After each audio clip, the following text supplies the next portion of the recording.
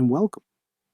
I'm Jamie from the Montessori School of Education, and I want to start with a simple but powerful question.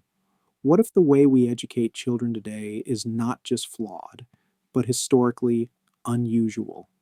For 95% of human history, children didn't learn by sitting still in rows, memorizing facts, or preparing for standardized tests.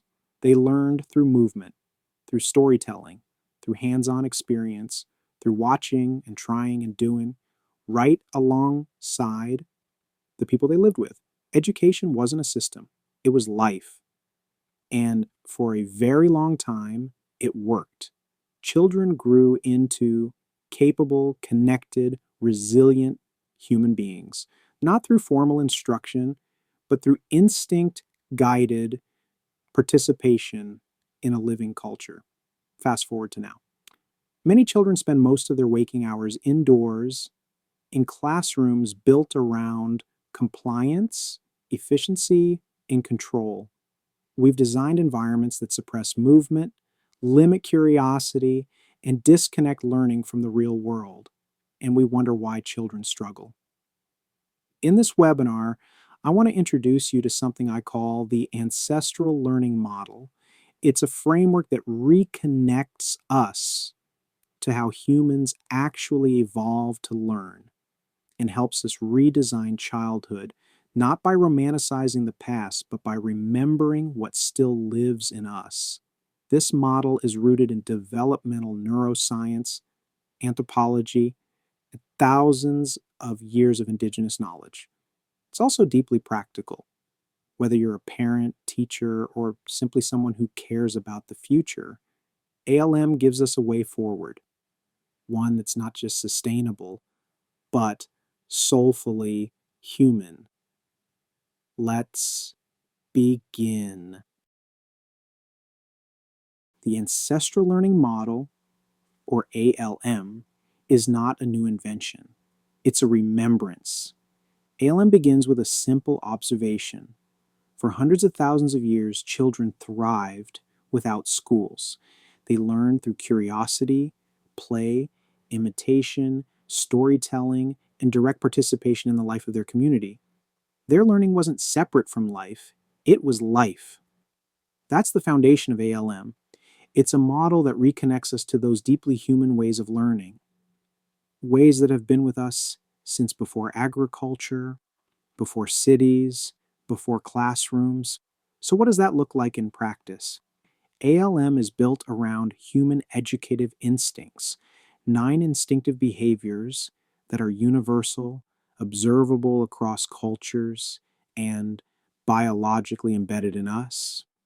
Curiosity-driven exploration, learning through play and participation, purposeful self-directed movement, deep social attachment and mentorship, resistance to coercion, and preference for autonomy. Multisensory, nature-based engagement, creative and abstract thinking, desire for meaningful contribution, instinct for mastery and persistence. These instincts evolved over millennia to help young humans survive, adapt, and thrive. And yet, most modern educational systems ignore them. In fact, many suppress them. Children are told to sit still instead of move, to follow instructions rather than explore, to stay quiet instead of tell stories. But when we suppress instincts, we suppress learning. ALM isn't about recreating the past. It's about applying what we've always known in the context of today. It's a model that says what's natural is not obsolete. What's ancient is not irrelevant.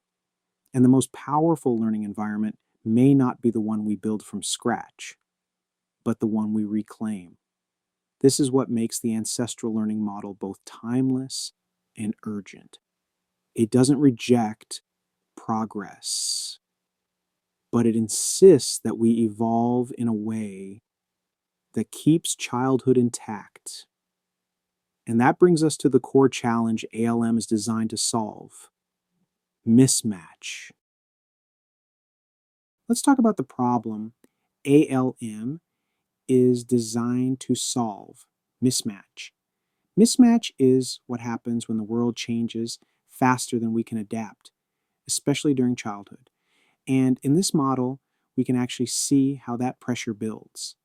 Mismatch equals change times impact times reach divided by childhood. Let's break that down. Change is the speed at which new technologies, social norms, and systems emerge. Think about how quickly smartphones, AI, and social media have reshaped childhood faster than we've had time to study their effects, much less adapt to them. Impact is how deeply those changes affect our lives, our habits, relationships, health, and attention. When children spend more time on screens than outdoors, or when learning becomes a performance instead of a discovery, the impact is profound. Reach is how far and wide that change spreads. A single innovation now shapes billions of lives almost instantly. There's no buffer, no transition time. And then there's the denominator: childhood. The more stable and grounded childhood is, the more it can absorb and regulate all that change. But when childhood is disrupted, when movement, play, and relationship are replaced by overstimulation and performance pressure, the denominator shrinks and mismatch explodes. That's what we're seeing today. Record levels of anxiety and attention struggles. Children disconnected from their senses and from each other. An educational system asking kids to perform, but not to thrive. The world is changing fast, but the answer isn't to speed up childhood, to keep pace. The answer is to anchor it, to restore the kind of environment that children evolved to learn in. That's what the ancestral learning model does. It strengthens the denominator, it slows the numerator, and it gives us a formula for not just survival, but sustainable adaptation. So, what does a stable, instinct aligned childhood actually look like? Let's look at that next. Imagine this: a child crouches beside a creek, watching a leaf float downstream. Another climbs a tree, balancing carefully on each branch. A group of children runs barefoot through a field, playing out stories they've invented. No tests, no bells, no lesson plans. Just curiosity, movement, and meaning woven together in real time. This is the natural habitat of childhood, and it's how learning happened for most of our species' history. In hunter-gatherer societies, education was not separate from life. It was embedded in life. Children learned by doing. They learned to fish by watching someone fish. They learned to build by helping build. They learned the names of plants, animals, tools, and stars, not from textbooks, but from the stories and hands of the people around them. Play wasn't a break from learning, it was learning. In fact, evolutionary biologists consider play to be one of the most powerful developmental tools in the human toolkit. It builds coordination, memory, social skill, flexibility, and resilience. In the wild, a lion cub plays by pouncing. A wolf pup learns the hunt by wrestling. And human children, they build forts, they mimic adults, they make up complex games with rules, roles, and negotiations. That's not just imagination, it's apprenticeship. And it's not just fun, it's how the brain develops. But modern life has stripped childhood of its wildness. Instead of trees, we give them touchscreens. Instead of mentorship, we give them modules. Instead of a living, breathing world, we give them worksheets. And something essential gets lost. The ancestral learning model reminds us childhood is not meant to be efficient. It's meant to be embodied, to move, to mimic, to make sense of the world by participating in it. That is the environment our instincts expect. And when we recreate it at home, in schools, in communities, children don't just learn, they come alive. But what happens when those instincts are denied? When the learning environment suppresses rather than supports? That's where we're headed next. In zoos, when animals can't express their natural behaviors, they start to break down. Tigers pace in circles, parrots pluck out their feathers, elephants sway and rock. These behaviors are called stereotypies. They're not signs of misbehavior, they're signs of unmet needs. Now imagine a child restless in a chair, fidgeting, daydreaming, acting out. What if those aren't symptoms to be corrected, but signals that something essential is missing? For most of our history, humans evolved in alignment with our instincts. But over the past 10,000 years, especially since the rise of agriculture and industrialization, we've slowly been domesticating ourselves. Like animals bred for docility, we've shaped our societies around control, predictability, and obedience.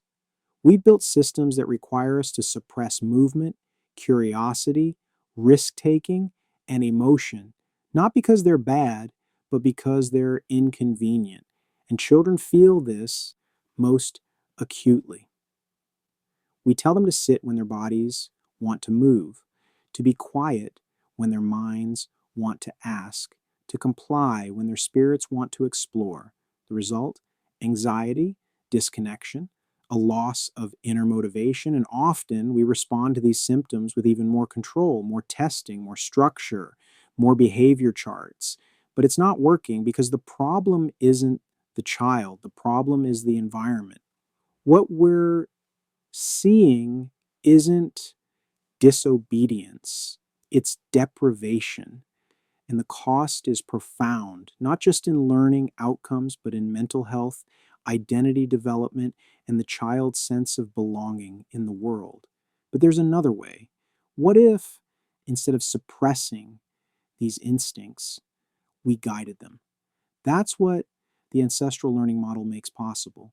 It offers us a chance to stop domesticating and start reconnecting. Let's look at how ALM can actually stabilize the system and restore what's been lost. We've talked about mismatch. We've seen how our systems suppress instinct and disrupt childhood. Now, what's the alternative? The ancestral learning model doesn't just diagnose the problem, it provides a stabilizing force, something that works with rather than against human development. Remember the equation: mismatch equals change times impact times reach divided by childhood. ALM strengthens the denominator. It restores childhood. But it also does more than that. Over time, when ALM is practiced consistently, it begins to reshape the numerator as well. Here's how. First, it slows the rate of change. When we design intentionally and adopt technology thoughtfully, we don't lurch from disruption to disruption. Second, it reduces impact. ALM ensures new ideas are filtered through what supports children, not just what's efficient or profitable. Third, it limits reach. It encourages place-based, culturally grounded approaches rather than globalized, one-size-fits-all models. Over time, mismatch flattens and the system becomes more resilient. And children grow up not overwhelmed by the pace of change, but grounded enough to help shape it. ALM does this by restoring four core learning conditions. Movement, because brains grow best through bodies in motion. Relationship, because children learn through love and trust, not compliance. Real-world participation, because meaning matters more than memorization. curiosity, and contribution, because children thrive when they're part of something bigger than themselves. ALM isn't a curriculum or a brand. It's a way of seeing, a way of listening to what childhood has always needed and still does. So, how do we begin? That's what we'll explore next. You don't need to start a school, you don't need to have a background in education or anthropology. If you want to support the instincts that make children resilient, curious, and whole, you can start today. Here are three powerful, proven ways to begin. One, reintroduce nature, go outside, not just for recess or a field trip, but often and without agenda. Climb trees, touch the soil, watch ants, listen to birds. Nature isn't just beautiful, it's neurologically regulating. Studies show time outdoors reduces anxiety, improves memory, and boosts attention. But more importantly, it reconnects children to rhythms and systems older than any app or assessment. 2. Revive storytelling. Tell family stories, ancestral stories, funny stories, sad ones. Stories teach not just facts, but meaning, ethics, imagination. They create mental models children carry for life. They also help integrate knowledge across domains: math, science, language, emotion. A well told story is a cross curricular miracle. 3. Trust autonomy. Let children do things for real, cook a meal, lead a project, make decisions, even fail and recover. The more real responsibility we give children, the more capable they become. Not perfectly behaved, not standardized, but grounded, self aware, and invested in their own learning. These small shifts are how we begin to rewild childhood, to restore its movement, wonder, and vitality. And they're not luxuries, they're essentials. Because children raised this way don't just do well on tests, they build cultures, they restore balance, they remember who we are, and they carry it forward. If you've made it this far, thank you. You're part of a growing movement, one that believes education is not just about preparing for the future, it's about remembering what we've forgotten. That childhood is sacred, that instincts aren't obstacles, and that learning at its best is relational, embodied, and alive.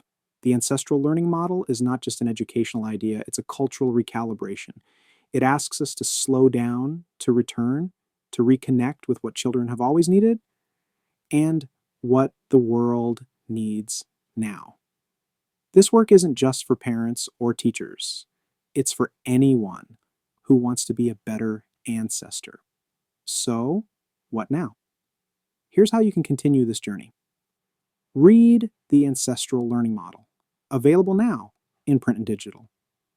Share this webinar with others, parents, educators, leaders. You can find the book at link in the description. As Maria Montessori once wrote, an education capable of saving humanity is no small undertaking. But I believe we can do it, one instinct, one child, one story at a time. Thank you for being part of it.